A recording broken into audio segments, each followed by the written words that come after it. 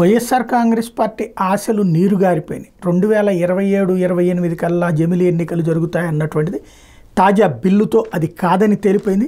దేశంలో జమిలీ ఎన్నికలు 2034 నుంచి జరిగే అవకాశం ఉంది. కేంద్ర ప్రభుత్వం మంగళవారం లోక్సభలో ప్రవేశపెట్టిన బిల్లుల అంశాలు ఇవే చెప్తున్నాయి. 129వ రాజ్యాంగ సవరణ బిల్లు చట్టరూపం సంతరించుకున్న తర్వాత జరిగే సాధారణ ఎన్నికల అనంతరం ఏర్పడే లోక్సభ తొలి సిట్టింగ్ డేకి రాష్ట్రపతి నోటిఫికేషన్ జారీ చేస్తారు. ఆ నోటిఫికేషన్ని అపాయింటెడ్ డేగా పిలుస్తారు. ఆ రోజు నుంచి లోక్సభ పదవీ కాలం 5 ఏళ్ళు ఉంటుంది. ఆ అపాయింటెడ్ డే తర్వాత ఏర్పడిన అన్ని అసెంబ్లీలు లోక్సభ కాలపరిమితితో పాటే ముగుస్తాయి. ఆ తర్వాత నుంచి లోక్సభ అసెంబ్లీల సాధారణ ఎన్నికలన్నీ ఏకకాలంలో జరుగుతాయి. ఒకవేళ లోక్సభ కానీ అసెంబ్లీ కానీ తన పూర్తి కాలం ముగియక ముందే రద్దయితే వాటికి 5 ఏళ్ల కాలంలో మిగిలిన సమయానికే ఎన్నికలు జరుగుతాయని బిల్లు పేర్కొంటుంది.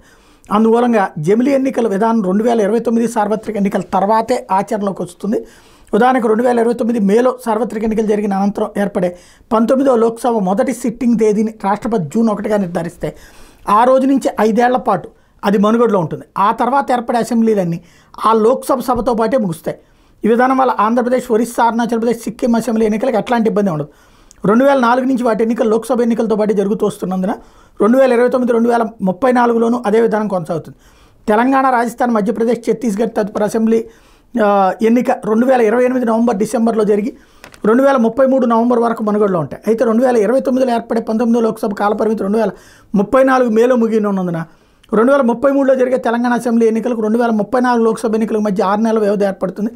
అందుమూలంగా ఆ ఎన్నికలకు లోక్సభ ఎన్నికలతో జడ్జ్ చేసేందుకు 6 నెలలు రాష్ట్రపతి పాలన విధించే అవకాశం ఉంటుందని నిపుణులు చెప్తున్నారు. 2028 మే, జూన్ నెలల్లో జరిగే కర్ణాటక, త్రిపుర, మేఘాలయ, నాగాలాండ్ లాంటి రాష్ట్రాల అసెంబ్లీలు 2033 మే, జూన్లో ముగుస్తాయి. 2034తో జరిగే లోక్సభ ఎన్నికలతో వీటికి ఏడాది వ్యవధి ఉంటుంది.